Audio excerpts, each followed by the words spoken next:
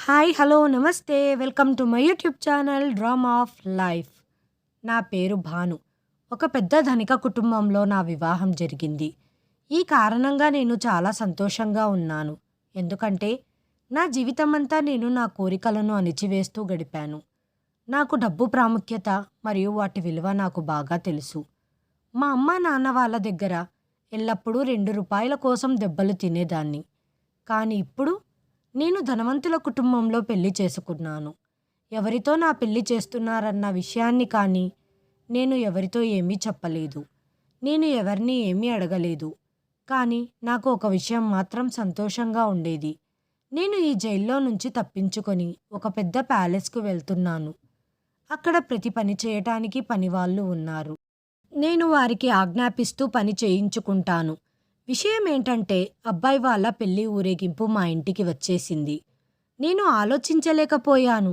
నా ఇంటికి చాలామంది ధనికులు మరియు గొప్పగా బట్టలు ధరించి మా ఇంటికి వస్తారు అని. మా అత్తగారింట్లో వాళ్ళందరూ చాలా అందంగా పెళ్లి బట్టల్లో మెరిసిపోతున్నారు. మా ప్రాంతంలో మాత్రం పేద ప్రజలు ఉండేవారు. నేను మేకప్ కూడా చాలా తక్కువ ధరలో చేయించుకున్నాను. వాళ్ళు నన్ను వివాహం చేసుకొని వారింటికి తీసుకెళ్ళినప్పుడు నేను కళ్ళప్పగిస్తూ ఆ ఇంటిని చూస్తూ ఉండిపోయాను. నేను మా అత్తమామల ఇంట్లోకి ప్రవేశించినప్పుడు నన్ను నా భర్తకు బదులుగా మా అత్తగారు స్వాగతించారు.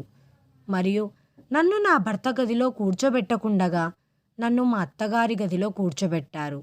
బహుశా వాళ్ళ గదిలో ఏదో ఒక చిన్న ఆచారం చెయ్యాల్సి ఉందేమో, అందుకే కొందరు చిన్న అమ్మాయిలు గదిలోకి వచ్చారు అని అనుకున్నాను.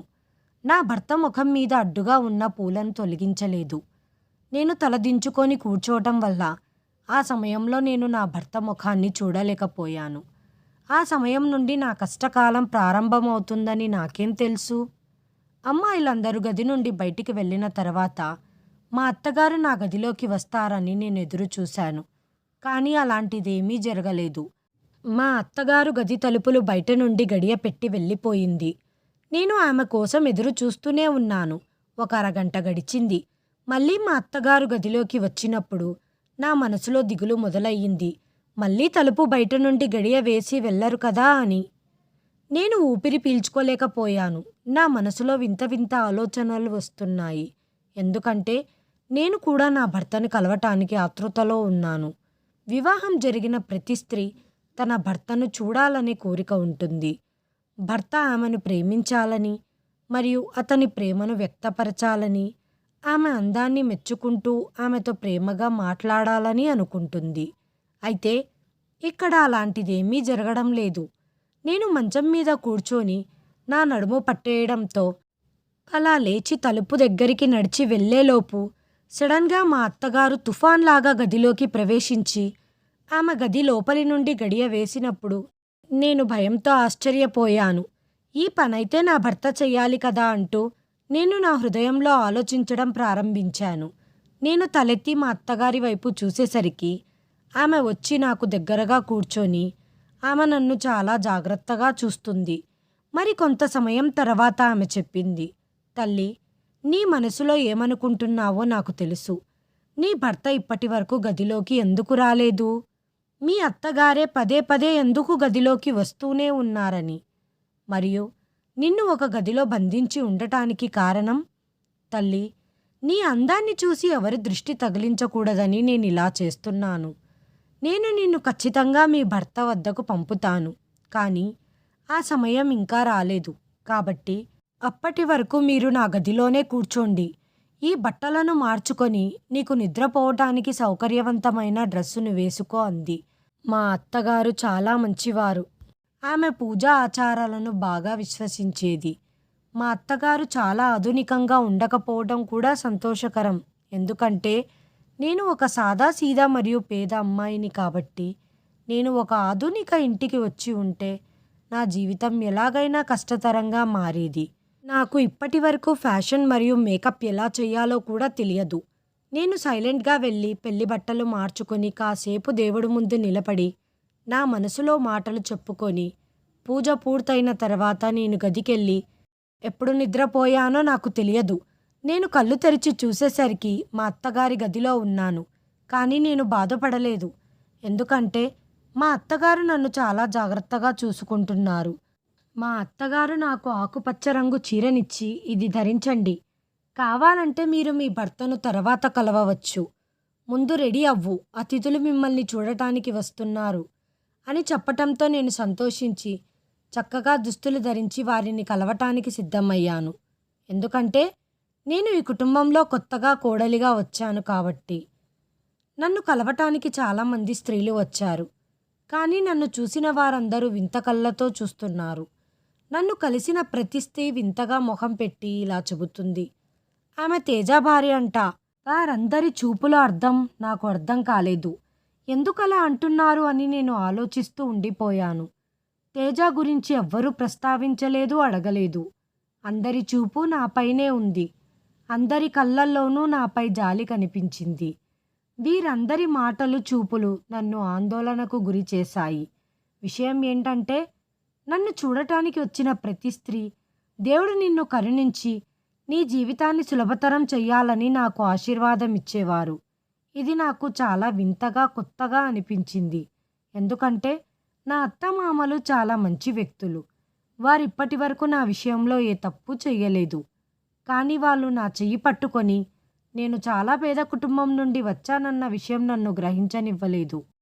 నా పేదరికం వల్ల కాదు, నా దురదృష్టం వల్ల అందరూ సానుభూతిని చూపిస్తున్నారని నాకేం తెలుసు? కొంతసేపటి తర్వాత మా అత్తగారు నన్ను గదిలో కూర్చోబెట్టి బయటికి వెళ్ళారు. వచ్చిన బంధువులందరూ వెళ్ళిపోవటంతో నేను మా అత్తగారితో చెప్పాను.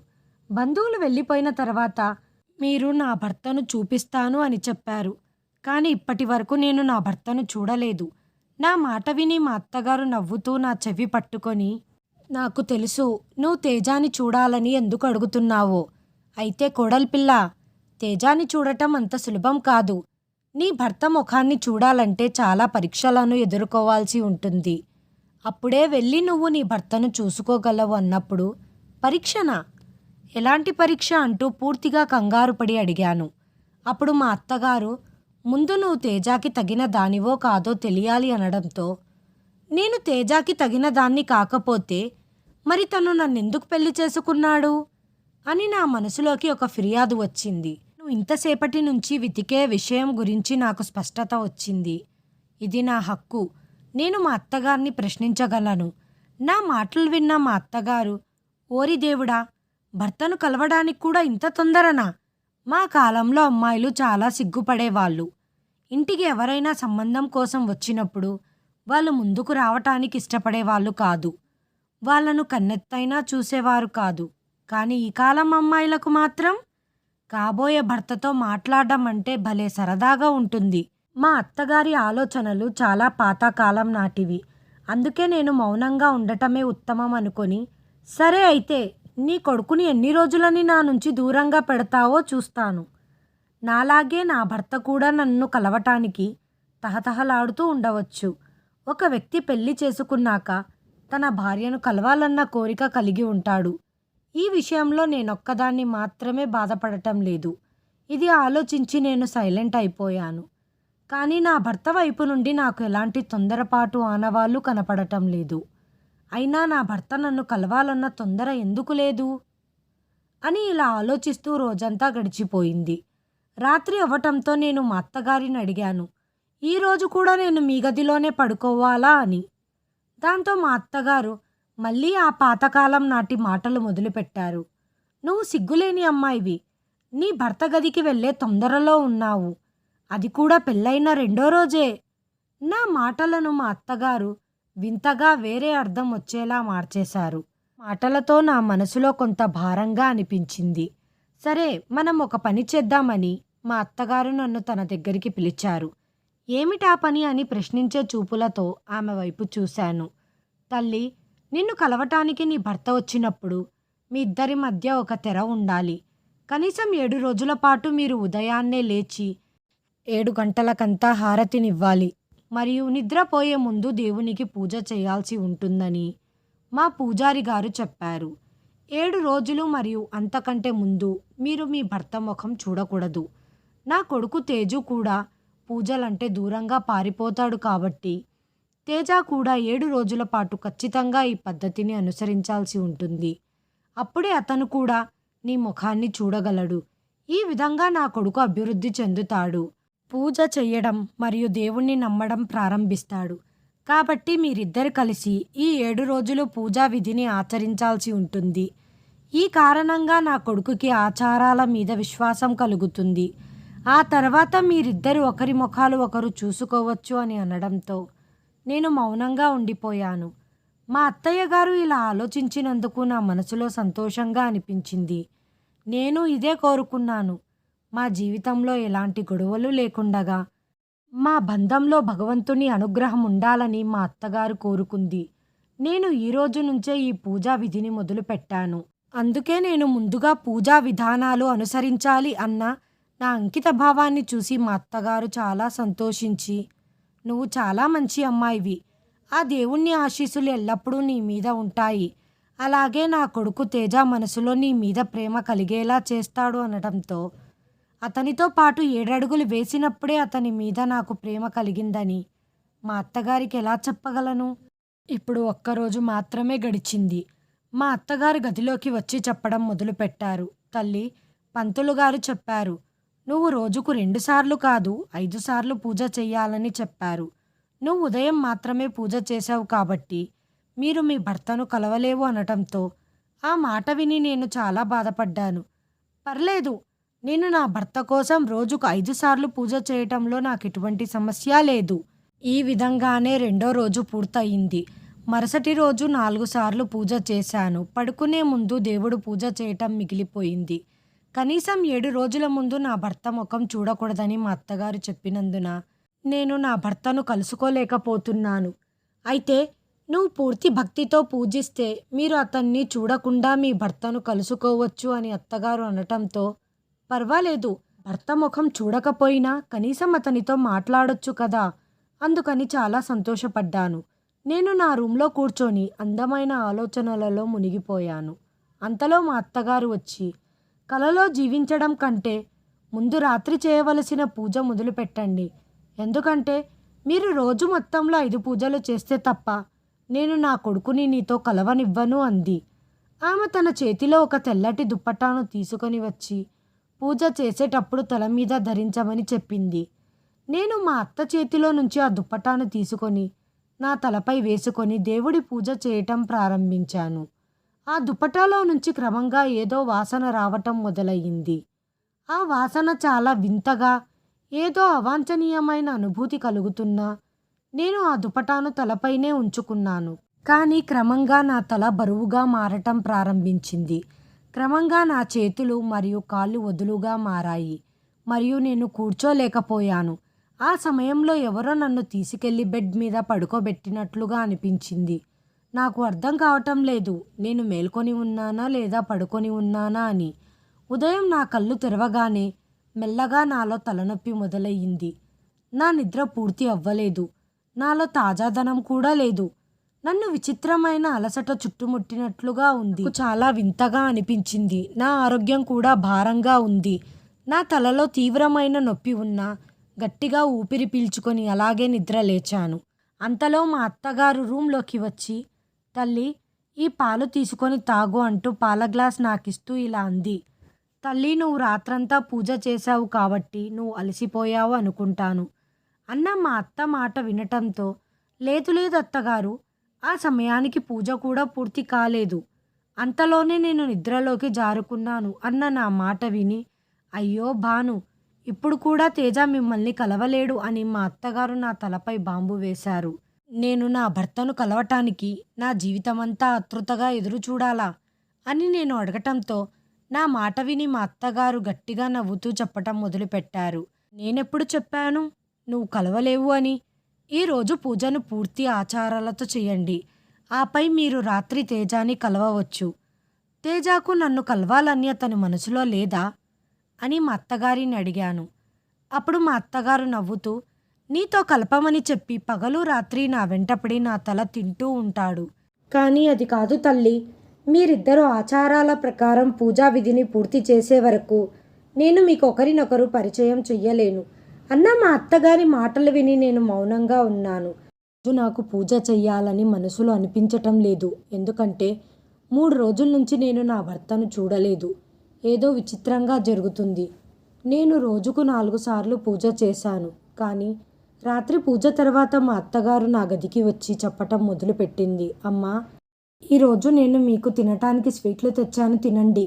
నేను ఆ పదార్థాన్ని తింటాను మరియు తిన్న వెంటనే నేను నిద్రపోతాను. మా అత్తగారు కొన్నిసార్లు ఖర్జూరంతో, కొన్నిసార్లు పాలతో, కొన్నిసార్లు పాయసం లేదా కొన్నిసార్లు ఏదైనా తీసుకొని వచ్చేవాళ్ళు. అవి తిన్న వెంటనే నేను నిద్రలోకి జారుకునేదాన్ని. రాత్రంతా నిద్రపోయేదాన్ని.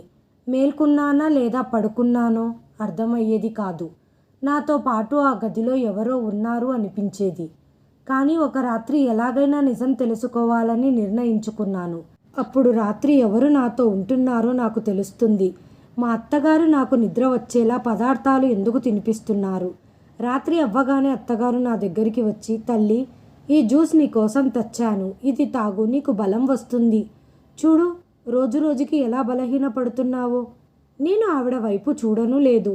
అత్తగారు, నాకు ఈరోజు జ్యూస్ తాగాలని అనిపించటం లేదు. మీరు దీనిని వెనక్కి తీసుకొని వెళ్ళండి. రాత్రి పూజ చేసేది ఉంది కాబట్టి నేను పూజ చేయటానికి వెళ్తున్నాను. నేను దాదాపు వారం రోజుల నుంచి ప్రయత్నిస్తున్నాను కానీ రాత్రి పూజ పూర్తి చెయ్యాలని. కానీ నేను చెయ్యలేకపోతున్నాను, ఎందుకంటే పూజకు ముందే నిద్రపోయేదాన్ని కాబట్టి. నేను ఏమీ త్రాగను మరియు తినను. పూజ పూర్తి చేస్తానని నిర్ణయించుకున్నాను అని అనడంతో మా అత్తగారు, పర్లేదు, పూజ చేయి, అయితే ముందు జ్యూస్ తాగు అని చెప్పింది.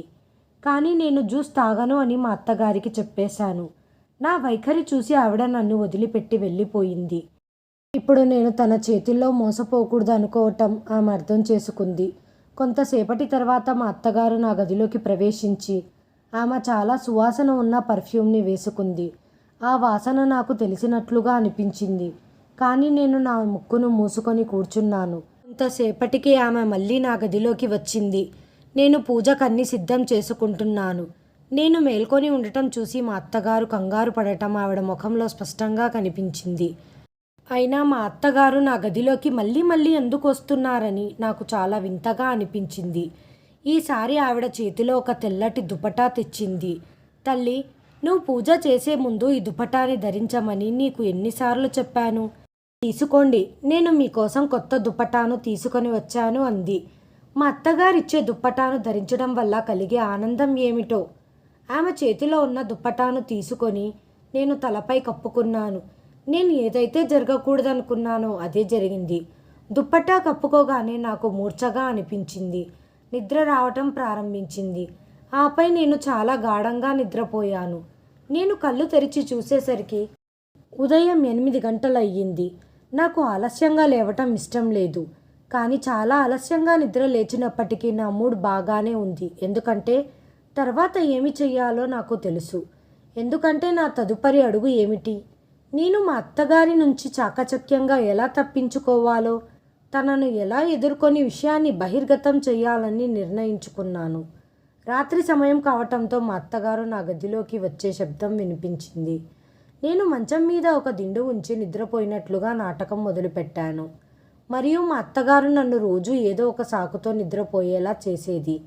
అందుకే ఈరోజు నేను స్వయంగా నిద్రపోయాను. ఎందుకంటే తను నాకు నిద్రపోయే పదార్థాలను తినిపించే ముందే నేను నిద్రపోయానని మా అత్తగారిని నమ్మించాను. 10 నిమిషాల నుంచి నేను నిద్రపోతున్నట్లు నటిస్తున్నాను. నాకు గది తలుపులు తెరిచి గడియ పెట్టిన శబ్దం వినిపించింది. అప్పుడు నా చెవిలో భారీ అడుగుల శబ్దం వినిపించింది. కాబట్టి నాకేమనిపిస్తుందంటే ఇది ఏదో పురుషుల అడుగు శబ్దంలాగా ఉంది. కానీ నేను కళ్ళు తెరిచి చూడలేకపోయేదాన్ని. అప్పుడు ఎవరో మెల్లగా నడుచుకుంటూ నా దగ్గరికి రావటం గమనించాను. అప్పుడు అకస్మాత్తుగా నా చెవులు నిక్కపొడిచాయి. ఎందుకంటే నన్ను ఎవరో తాకారు. నేను తట్టుకోలేకపోయాను. నేను కళ్ళు తెరిచి నా ముందు నిలబడి ఉన్న వ్యక్తిని చూసి నా తలపై ఆకాశం విరిగి పడినట్లుగా అనిపించింది. నన్ను ఇంతలా మోసం చేస్తారని నేను ఆలోచించలేకపోయాను. నా కళ్ళల్లో నుంచి నీళ్లు కారడం మొదలయ్యాయి. నేను పెళ్లి గురించి ఏమేమి ఆలోచించాను. కానీ ఏం జరిగింది? దేవుడా, నేనెక్కడ చిక్కుకున్నాను? నా హృదయంలో నా గుండె చప్పుడు పెరగడం మొదలయ్యింది. వెంటనే నేను లేచి గదిలో నుండి బయటికి పారిపోయాను. నన్ను చూసి మా అత్తగారు ఆశ్చర్యపోయారు. ఆమె ముఖం పాలిపోయింది. నేను మా అత్తగారితో చెప్పాను. మీరు ఇంత మోసం ఎలా చెయ్యగలిగారు? నీకు సిగ్గులేదా? ఒకవేళ నా స్థానంలో నీ కూతురుంటే నువ్వు ఇలాగే చేసేదానివా అంటూ నా కళ్ళల్లో నుంచి నీళ్లు కారుతున్నాయి. మీరు నాతో పిల్లల్ని కనడానికి ఇంతలా దిగజారుతారని నేను ఆలోచించలేకపోయాను అని అనటంతో మా అత్తగారు నా దగ్గరికి వచ్చి నా చెయ్యి పట్టుకొని, అమ్మా భాను, ఆ దేవుడి కోసం ఇలా మాట్లాడకు. నీకు అలసటగా ఉండి నీ తల తిరుగుతుందని తెలిసాక నేను నిన్ను చెకప్ చేయించాను. నీకు గుర్తుంది కదా, ఒకరోజు మన ఇంటికి ఒక డాక్టర్ గారు వచ్చారు. తను నిన్ను చెకప్ చేసి నువ్వు కడుపుతో ఉన్న విషయం చెప్పింది. మా అత్తగారి మాటలు విని నా తలపై మరో బాంబు పేలినట్లుగా అనిపించింది. ఏం చెప్తున్నారు అత్తయ్య గారు మీరు? నీ కొడుకుని కలవాలంటే నేను ఎన్నో పరీక్షలు పాస్ అవ్వాలని చెప్పారు. మరి అలాంటప్పుడు నేను కడుపుతో ఎలా ఉన్నాను? మీ అబ్బాయి నుంచి నేను తల్లి కాబోతున్నానని ఎలా చెప్పగలవు? నా మాట విని ఆమె తల వంచుకొని, తల్లి, నేనేం చేయగలను? నేను నిస్సహాయంగా ఉన్నాను. పిల్లల సంతోషాన్ని ఎవరు కోరుకోరు? నేను అతని కోసం ఒక చిన్న తారుమారు చేశాను. ఇప్పుడేమైంది? నన్ను క్షమించండి. ఇప్పుడు నేనేమీ చెయ్యలేను. నేను తల్లిగా నా కొడుకు ఆనందం మాత్రమే కోరుకున్నాను. నేను మా అత్తగారి మాటలు వినలేదు. మా అత్తగారు నన్ను చాలా రిక్వెస్ట్ చేశారు. ఇప్పుడు మీ కడుపులో మా వారసుడు ఉన్నాడు. ఈ విధంగా నువ్వు ఇంటిని విడిచిపెట్టి వెళ్ళకూడదు అంది. కానీ నేను మా అత్తగారి మాట వినదలుచుకోలేదు. ఇంత పెద్ద ద్రోహం చేశాక నేను ఇంట్లో ఉండటం నాకస్సలు నచ్చలేదు. నేను నా గదిలోకి వెళ్ళి లాక్ చేసుకొని నా సామాన్లన్నీ సర్దుకొని నేరుగా మా అమ్మ నాన్నల ఇంటికి వచ్చేశాను. మా అమ్మ వాళ్లకు జరిగిన విషయమంతా చెప్పాను. మా అమ్మ నా మాటలు విని చెలించిపోయి చెప్పింది, అమ్మా, నువ్వు దయచేసి మమ్మల్ని క్షమించు. ఇవన్నీ మాకు ముందే తెలుసు. మేము ఉద్దేశపూర్వకంగానే మీకు చెప్పలేదు. మా అమ్మ నాన్నలు ఇలా చేస్తారని నేను అస్సలు ఊహించలేకపోయాను. అమ్మా, మీరైతే నా సొంత మనుషులు. మరి అలాంటప్పుడు నాకెందుకు ఇంత ద్రోహం చేశారు అంటూ నేను ఏడవటం మొదలుపెట్టాను. మా అమ్మ నా చెయ్యి పట్టుకుని చెప్పటం మొదలుపెట్టింది, అమ్మా, మమ్మల్ని క్షమించు. మేమప్పుడు నిస్సహాయ స్థితిలో ఉన్నాము. అమ్మ మాటలు విని నేను షాక్ అయ్యాను. అమ్మ, మీరు నిస్సహాయులు కారు, మీరు అనువైన వారు. ఈ మాటలు విని మా అమ్మ ఏడవటం మొదలుపెట్టింది. అమ్మని ఇలా ఏడిపించటం నాకు నచ్చటం లేదు. కానీ నేనేం చేయగలను? వీళ్ళు నన్ను చాలా మోసం చేశారు. అప్పుడు ఎవరో ఇంటి తలుపు తట్టారు. డోర్ తెరవగా ఎదురుగా మా పెద్దక్క నిలబడి ఉంది. తనని చూస్తే అర్థమవుతుంది ఆమె తన భర్తతో గొడవపడి వచ్చిందని. ఇవన్నీ చూడగానే నా గుండె దడదడలాడటం మొదలయ్యింది. నువ్వు కూడా మీ ఇంట్లో సంతోషంగా లేవా? అయినా నీ పెళ్ళి ఎంత పెద్ద ఇంట్లో జరిగినా కానీ నువ్వు సంతోషంగా లేవా? అలాంటప్పుడు నేనెలా సంతోషంగా ఉండగలను? మా ఇంట్లో డబ్బు కొరత ఉంది. రోజు ఇంట్లో గొడవలు. నా భర్త తాగి వచ్చి నన్ను కొడతాడు. మేమొక్కపూట భోజనం కోసం తహతహలాడుతుంటాం అని అక్క తన బాధను చెప్పుకుంది. ఇప్పుడు మేము అక్క చెల్లెళ్ళం ఇద్దరం మా పుట్టింట్లో కూర్చున్నాము. నాకిలా అనిపించడం ప్రారంభించింది. నేను మా తల్లిదండ్రులను హింసిస్తున్నానా అని. నేను రాత్రి పడుకోబోతుంటే నా గదిలో ఎవరో వస్తున్నా అదే దృశ్యం నా కళ్ళ ముందు మెరిసింది. అప్పుడు నా గదిలో ఎవరో వచ్చారు. నేను గట్టిగా అరిచి పరిగెత్తుతూ నా అత్తగారి గదికి వెళ్ళాను. నా గదిలోకి వచ్చింది ఎవరో కాదు, నా భర్త. నా భర్త ముఖం చూడటానికి చాలా అందవిహీనంగా ఉంది. అతడి వింత రూపం చూడగానే ఆకాశం విరిగి నా తలపై పడింది. నాకు తెలియడం లేదు, నా భర్త పుట్టినప్పటి నుంచి ఇంత అందవిహీనంగా ఉన్నాడా, లేకపోతే మధ్యలో ఇలా ప్రమాదవశాత్తు ఏదైనా జరిగిందా? కానీ నా భర్త మాత్రం చాలా దారుణంగా ఉన్నాడు. ఇవన్నీ ఆలోచిస్తూ నేను టెన్షన్ పడిపోయాను. ఒక్కసారి లేచి కూర్చున్నాను. మరుసటి రోజు ఉదయాన్నే మా అత్తగారి ఇంటికి వచ్చారు. ఆ సమయంలో నేను నా గదిలో ఉన్నాను. ఆమె నా గదిలోకి వచ్చి నన్ను కూర్చోబెడుతూ, నీ మనసులో నా మీద ఎంత ద్వేషం ఉందో నాకు తెలుసు. నేను చేసింది తప్పే, కానీ దానికి సంజాయిషి ఇచ్చుకునే హక్కు నాకుంది. నువ్వు దయచేసి వినాలి. నా కొడుకు తేజ చిన్నప్పటి నుంచి చాలా ఆరోగ్యంగా, అందంగా, చలాకీగా ఉండేవాడు. అన్నిట్లో వాడు ఫస్ట్. తేజ ఇంటర్ చదివేటప్పుడు ఒకసారి తీవ్రమైన జ్వరం వచ్చింది. ఆ సమయంలో మీ మామగారు ఊర్లో లేరు. నేను ఒక ఆర్ఎంపీ డాక్టర్ దగ్గరికి తీసుకెళ్లాను. అతను చెకప్ చేసి కొన్ని టాబ్లెట్లు రాసిచ్చాడు. నేను వాటిని సమయం తప్పకుండా 2 రోజులు వాడాను. అతనికి జ్వరం తగ్గకపోగా ఒంటి మీద ఇన్ఫెక్షన్ వచ్చింది. మేము డాక్టర్ని కన్సల్ట్ అవ్వగా డాక్టర్ పర్వాలేదు, నయం అవుతుంది అన్నారు. 2 రోజులకి మీ మామగారు క్యాంప్ నుంచి తిరిగి వచ్చి తేజ పరిస్థితి చూసి చాలా కోప్పడ్డారు. వెంటనే తేజాను ఇంకో పెద్ద డాక్టర్ దగ్గరికి తీసుకెళ్ళాము. కానీ అప్పటికే జరగాల్సిన అనర్థమంతా జరిగిపోయింది. డాక్టర్ తేజాని చెకప్ చేసి తన బాడీ మొత్తం ఇన్ఫెక్షన్ అయిపోయింది. దీనికి కారణం వాడిన టాబ్లెట్లు ఎక్స్‌పైర్ అయిపోయి ఉండటం. దీనిని ఇక్కడికి ఆపి ఫ్యూచర్‌లో ప్రాబ్లమ్ లేకుండా చెయ్యగలం కానీ, అతని ముఖంపై వచ్చిన ఇన్ఫెక్షన్‌ని తగ్గించటానికి చాలా టైం పడుతుంది అని అన్నారు. అప్పటి నుంచి తేజాకి ట్రీట్మెంట్ చేపిస్తూనే ఉన్నాము. అది పూర్తిగా తగ్గటం లేదు. ఎన్నో మంచి మంచి సంబంధాలు వచ్చి ఈ కారణంగా వెనక్కి వెళ్ళాయి. చివరికి నీతో పెళ్లి చేయగలిగాను. ఈ బంధం తెగిపోకూడదనే ఉద్దేశంతో నేను ఒక తల్లి స్థానంలో ఉండి నా కొడుకు జీవితం బాగుపడాలి అని ఆలోచించాను. కానీ నీ పట్ల నేను ప్రవర్తించింది చాలా దారుణం. నన్ను క్షమించు తల్లి. నువ్విప్పుడు ఆ ఇంటి యజమానురాలివి. దయచేసి మేము చేసిన తప్పుకు క్షమించి నీ ఇంటికి నువ్వు రా అని మా అత్తగారు ప్రాధేయపడుతుంటే నా మనసు చెలించిపోయింది. మమ్మల్ని క్షమించి తప్పకుండా నువ్వు తిరిగి రావాలి తల్లి అని చెప్పి మా అత్తగారు వెళ్ళిపోయారు. తర్వాత నాకు అనిపించింది నేను మా అత్తగారిని తల్లిదండ్రుల పట్ల చాలా తప్పుగా ప్రవర్తిస్తున్నానని. మా అమ్మ వాళ్ళు ఇదంతా నిస్సహాయ స్థితిలో ఉన్నప్పుడు చేశారు. మా అత్తయ్య పరిస్థితి అలాగే ఉంది. మేము చాలా పేదవాళ్ళం కాబట్టి పేదింటి అమ్మాయిని చేసుకోవటానికి ఎవరూ ముందుకు రారు. అందరూ అత్యాశపరులు. ఒకవేళ నా భర్త అందవిహీనంగా ఉంటే ఏంటి? అయినా ఆయన ముఖం చూసి నేను చాలా భయపడిపోయాను. కానీ నా తల్లిదండ్రులు ఈ విషయాన్ని నా నుంచి దాచిపెట్టారు. అయినా వాళ్ళేం చేయగలరు? వారు నిస్సహాయ స్థితిలో ఉన్నారు. అలాగే మా అత్తగారు కూడా నిస్సహాయ స్థితిలో ఉన్నారు. ఆమె కూడా తన కొడుకు సంతోషాన్ని కోరుకుంది. తన కుటుంబం యొక్క వారసత్వాన్ని కోరుకుంది. అందులో ఆవిడ తప్పేముంది? నా ముఖం నా భార్యకు కనిపించకుండగా దాచమని నా భర్త తన తల్లికి చెప్పాడు. ఎందుకంటే ఇంత అందవిహీనమైన వ్యక్తితో కలిసి జీవించటానికి ఈ అమ్మాయికి ఇష్టం ఉండదు. కాబట్టి నా తల్లిదండ్రుల పేదరికం మరియు నిస్సహాయ స్థితిని దృష్టిలో ఉంచుకొని నేను ఒక నిర్ణయం తీసుకున్నాను. నా వికారమైన భర్తతో కలిసి జీవించటానికి సిద్ధమయ్యాను. నేను నా వస్తువులను ప్యాక్ చేసుకొని మా అత్తగారింటికి వచ్చేశాను. అప్పుడు నా భర్త మరియు అత్తగారు నా కోసం ఎదురు చూస్తూ ఉన్నారు. నా భర్త నా ముందు తలదించుకొని నన్ను క్షమించమని కోరాడు. నేను మిమ్మల్ని చాలా బాధ పెట్టాను.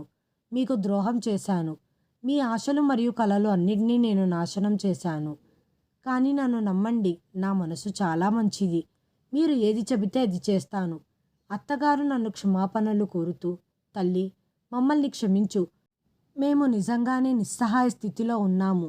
ఏ తల్లైనా ఎందుకు కోరుకోదు? తన కొడుకు స్థిరపడాలని మరియు అతనికి ఒక కుటుంబం ఉండాలని. నేను మా అత్తగారిని నా భర్తను క్షమించేశాను. ఈ విషయం నాకు తెలుసు.